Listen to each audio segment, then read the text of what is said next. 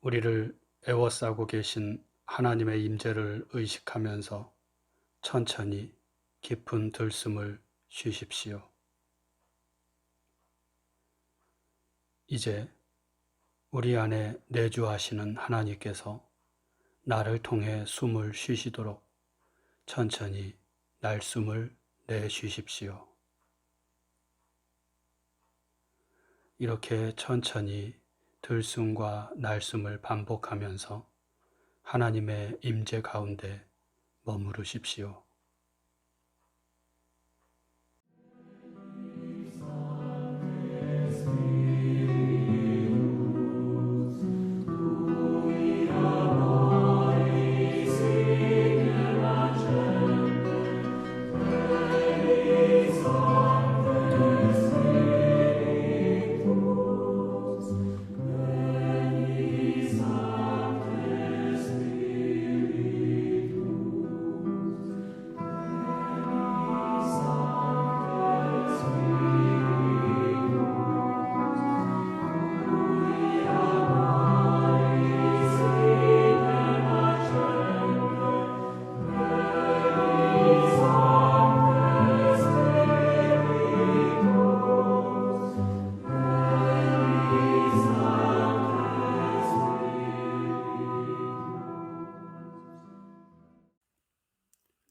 오늘 우리에게 주시는 하나님 말씀은 로마서 8장 14절에서 17절 말씀입니다.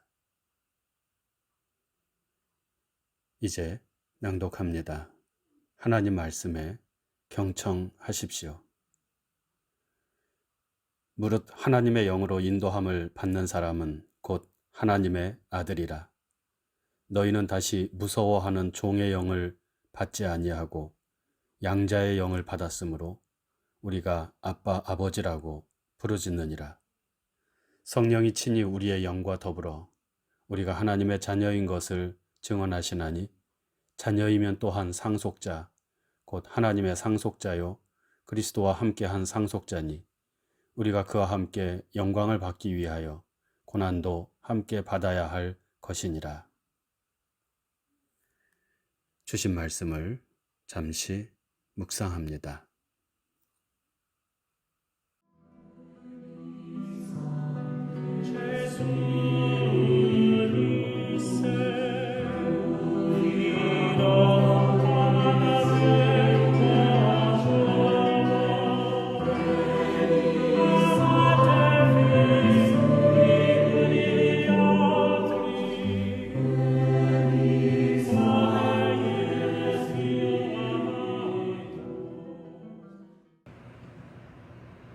너는 너의 고향과 친척과 아버지의 집을 떠나 내가 네게 보여줄 땅으로 가라. 하란 땅에서 별 근심과 걱정 없이 살고 있었던 아브라함에게 어느 날 갑자기 생겨난 생각입니다. 아브라함은 이 생각을 하나님의 음성으로 여기면서 인생을 마무리할 75세의 나이에 가족들을 데리고 기약 없고 정처 없이 길을 떠났습니다. 한때 애굽이라는 대제국 공주의 아들로서 화려한 삶을 살았던 모세는 우여곡절 끝에 미디안 광야에서 양을 치는 평범한 목자로 살아가고 있었습니다. 왕자로 살던 때의 화려함과는 비교할 수 없는 생활이었지만 그래도 단란한 가정을 이루었고 평화로운 삶을 살고 있었습니다. 그런데 어느 날 호렙이라는 산에서 양을 치다가 불은 붙었으나 타지 않는 신비한 떨기나무를 보게 되었고 그 이후 모세의 마음속에는 잊고 살았던 고통당하는 동족 히브리인들이 떠올랐습니다. 그리고 그들을 애굽의 종살이에서 해방시키는 것이 자신이 해야 할 일이라는 생각이 들었습니다. 그것은 자신이 그동안 누려왔던 편안하고 안락한 삶을 포기해야만 하는 일이었습니다. 모세는 그 생각을 떨쳐버리려고 묻어내를 썼지만 결국 험난한 해방자의 길을 걸어가게 됩니다. 가라, 모세, 내 백성을 애굽 땅에서 해방시키라. 모세는 이것을 하나님의 음성으로 받았고 그 명령에 순종한 것입니다. 갈릴리 바닷가에서 고기잡이를 하면서 살고 있었던 베드로는 어느 날 갑자기 예수라는 낯선 청년으로부터 나를 따르라는 말을 들었습니다. 말도 되지 않는 말이라고 너무도 뜬금없는 말이었는데 베드로는 무언가에게 이끌리듯이 그 예수를 따라 나섭니다. 집에는 모셔야 할 늙으신 아버지가 계시고 먹여 살려야 할 식구들이 있었지만 베드로에게 나를 따르라는 예수의 그 한마디는 하나님의 명령, 하나님께서 내리시는 거부할 수 없는 명령으로 들렸던 것입니다. 그래서 배와 그물을 다 버리고 그 예수를 따라 나섰습니다. 유대인 베냐민 지파의 바리새인으로 하나님의 율법에 정통했고 당시 유대 사회에서는 최고의 지성으로 알려진 가말리엘에게 가르침을 받았던 사울이라는 청년은 스스로 하나님의 아들이라 칭하며 온 유대 지방을 떠돌다가 결국 하나님의 심판과 저주를 가리키는 십자가에 달려 죽은 예수, 그 예수가 죽은 자 가운데 부활했다며 또다시 백성들을 혼란에 빠뜨리는 소위 그리스도인들을 박해하는 데 열심이었습니다. 사울의 마음속에는 예수를 믿는 이들을 처단하는 것이 곧 하나님의 의를 이루는 일이었습니다. 이 굳센 신념을 가지고 예수를 믿는 자들을 박해하기 위해 다메섹으로 가던 사울은 갑자기 하늘로부터 밝은 빛을 만나 타고 있던 말에서 떨어져 땅에 엎드려졌습니다. 그리고 그 강한 빛에 일시적으로 눈이 멀었습니다. 이 일을 겪은 후 사울은 전혀 다른 사람이 됩니다. 곧 그리스도인들을 박해하던 자에서 그리스도를 전파하는 자로 변하게 된 것입니다. 이 사건도 어느 날 갑자기 일어난 사건입니다. 사울이 원하던 일도 아니고 어느 날 갑자기 전혀 상상도 하지 못했던 삶을 살아가게 된 것입니다.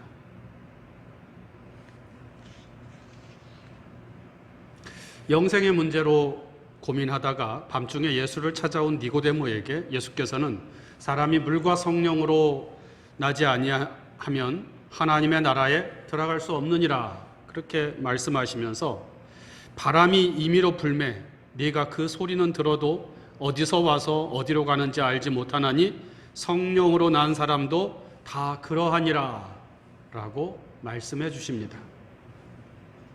성령으로 난 사람, 곧 성령으로 인도함을 받는 사람의 삶이란 이런 것이라는 말씀인데 그것은 자신의 의지로 사는 것이 아니라 하나님의 뜻으로 사는 삶이며 하나님의 뜻은 인간이 알 수 없기에 자기 자신도 어디로 가는지 알 수 없는 바람과 같은 삶을 살게 된다는 것입니다.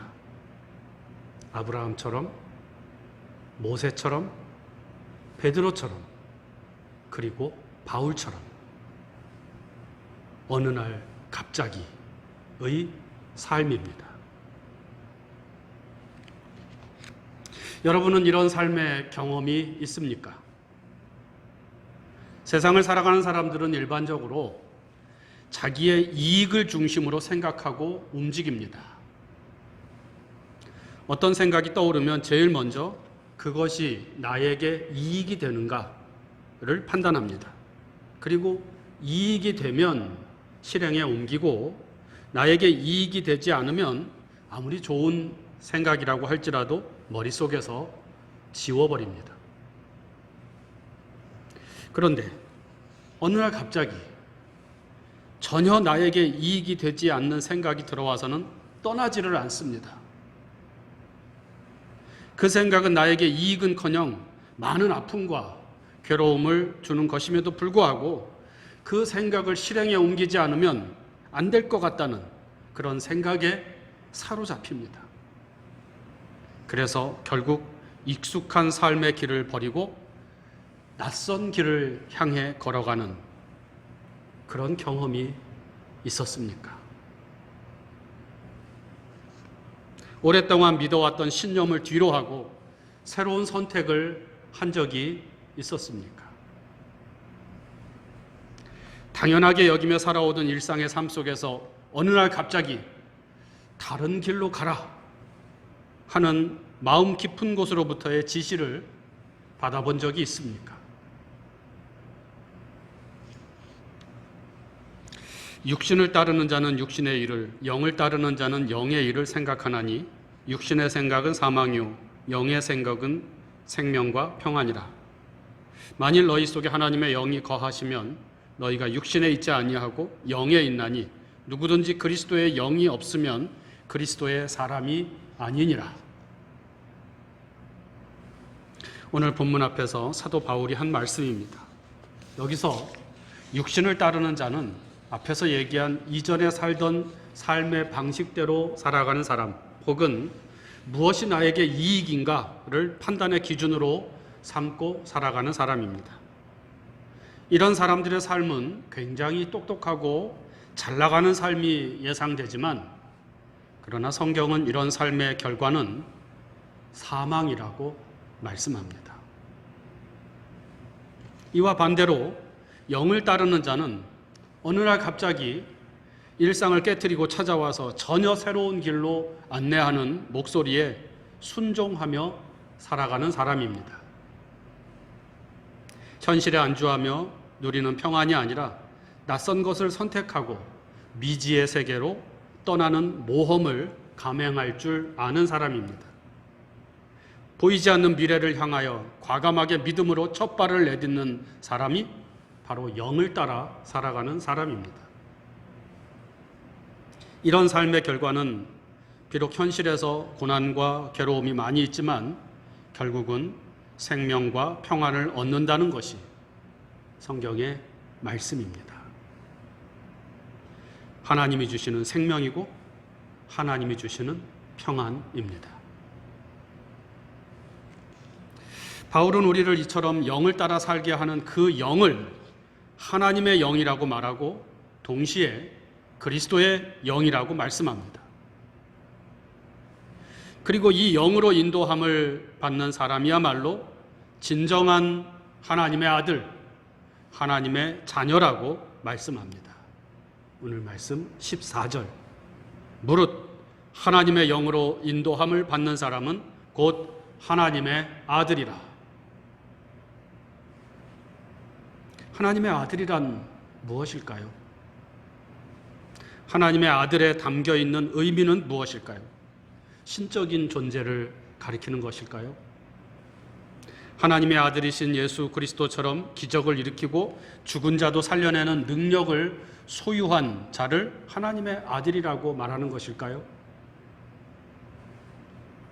저는 하나님의 아들 혹은 하나님의 자녀라는 말 속에 담긴 의미를 어떤 특별한 능력을 지닌 자, 영웅적인 존재를 가리키는 것으로 보지 않고 하나님의 뜻에 순종함으로 하나님의 뜻을 드러내는 자라고 봅니다. 육신의 생각에 순종하는 자가 아니라 영의 생각에 순종하는 자, 그래서 영이신 하나님의 뜻을 세상에 밝히 드러내는 사람이 바로 하나님의 자녀입니다. 이 삶을 사신 분이 예수 그리스도이십니다. 그래서 그를 하나님의 아들이라고 하는 것이고, 그리스도의 영, 성령을 받았다는 것은 예수처럼 하나님의 뜻에 순종하는 삶을 사람이, 그런 삶을 사는 사람이 된다는 것을 의미합니다. 방언을 하고 환상을 보고 신비한 체험을 하는 것은 겉으로 드러날 수 있는 현상이지만 본질은, 성령 충만의 본질은 예수처럼 사는 삶에 있습니다.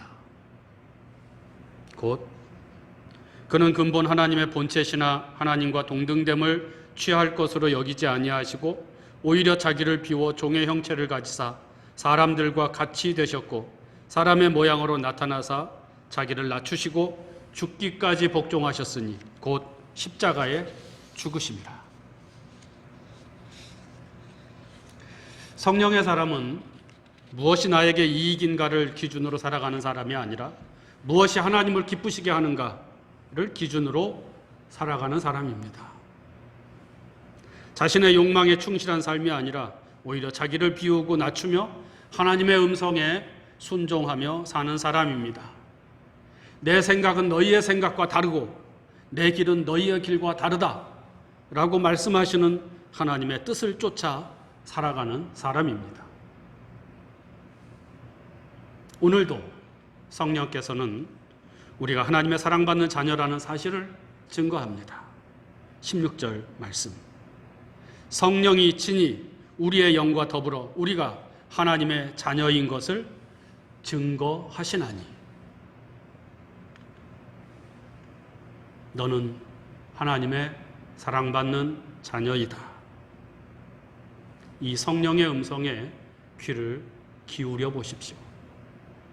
그리고 하나님의 사랑받는 자녀답게 이익을 쫓아 살아가는 인생, 욕망을 따라 살아가는 삶이 아니라 하나님의 뜻인 사랑과 정의와 평화를 이루어 나가는 삶을 살아가기를 바랍니다.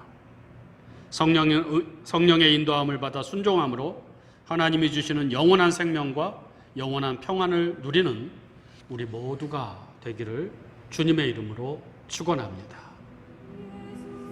묵상합니다. 여러분은 지금 무엇의 인도함을 받고 있습니까? 하나님의 영입니까? 세상의 영입니까? 여러분을 움직이고 있는 마음의 운전사는 누구입니까? 무엇입니까? 거룩한 영입니까? 아니면 이기적인 욕망입니까? 하나님의 영으로 인도함을 받는 사람이 곧 하나님의 아들이라는 말씀을 묵상합시다.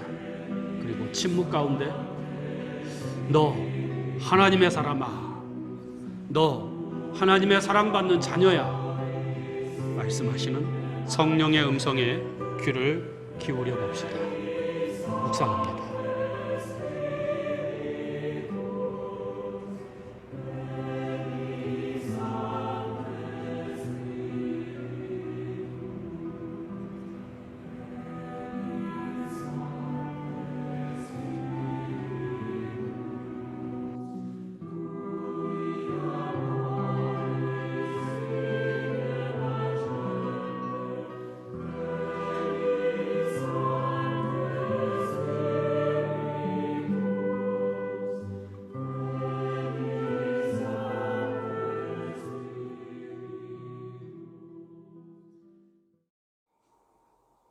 다 같이 주님께서 가르쳐 주신 기도를 드립니다.